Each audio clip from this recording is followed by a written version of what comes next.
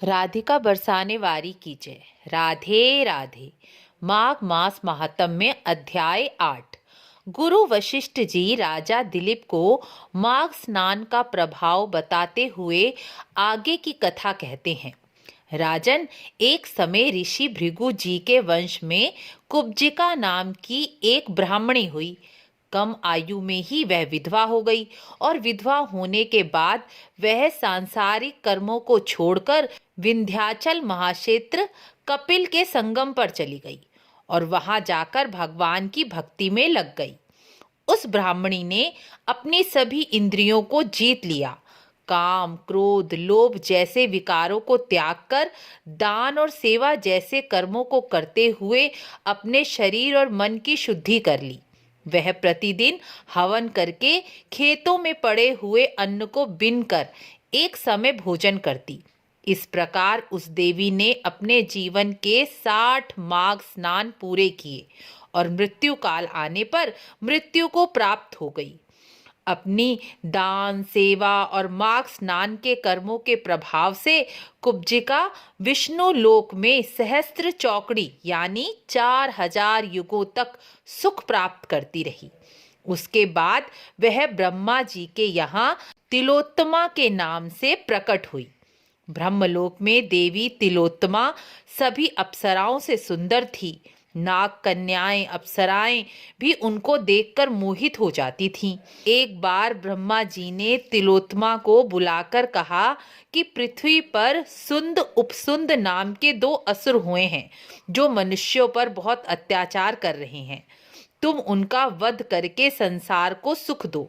तब ब्रह्मा जी के कहने पर भगवती तिलोत्तमा वीणा बजाती हुई पृथ्वी पर अशोक वन में जा पहुंची। वहां सुंद उपसुंद ने उन्हें देख लिया और दोनों देवी पर मोहित हो गए और उनसे कहने लगे कि आप दोनों में से किसी को भी अपना पति बना लो। तो देवी तिलोत्तमा बोली, जो अधिक बलवान होगा वही मेरा पति होगा। इस पर दोनों दैत्य आपस में ही लड़ने लगे और कुछ समय बाद लड़ते लड़ते दोनों मृत्यु को प्राप्त हो गए। अपने स्वामी को मरा देखकर सारे असुर पाताल लोक भाग गए। भगवती तिलोत्तमा चारों दिशाओं को प्रकाशित करते हुए वापस ब्रह्मलोक चली गईं। ब्रह्मा जी तिलोत्तमा को देखकर प्रसन्न होकर बोले, पुत्री, तुमने अपने कर्म से पृथ्वी के सभी मनुष्यों को सुख पहुंचाया है। मैं तुम्हारे कार्य से प्रसन्न हूँ और तुम्हें सूर्यलोक में स्थान देता हूँ। तुम वहां जाकर दिव्य भोगों को भोगो और कलयुग के अंत तक वहां भोग भोगती रहो। आज भी तिलोत्तमा सूर्यलोक में दिव्य सुखों को प्राप्त कर रही है।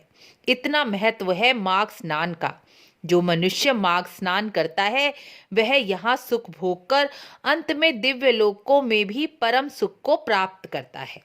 इस प्रकार माघ मास का 8वां अध्याय पूर्ण हुआ। माघ मास का 8वां उपाय अब मैं आपको बताती हूँ। माघ मास में अन्न, वस्त्र, तिल, गुड़, कंबल, घी, गीता, गेहूं, जल का दान करना सोना दान करने के समान माना गया है। आप इनमें से कोई भी वस्तु दान करेंगे तो आपको स्वर्ण दान के समान फल प्राप्त होगा। जिनका बृहस्पति ग्रह कुंडली में अंश बल से कमजोर है, नीच है, अस्त है या पाप ग्रहों के साथ है, वह चने की दाल मंदिर में पुजारी को दान करेंगे तो बृहस्पति का शुभ प्रभाव प्राप्त होगा। आपको वीडियो अच्छी लगी हो तो लाइक शेयर जरूर करें। मिलते हैं अगली वीडियो में। राधे राधे।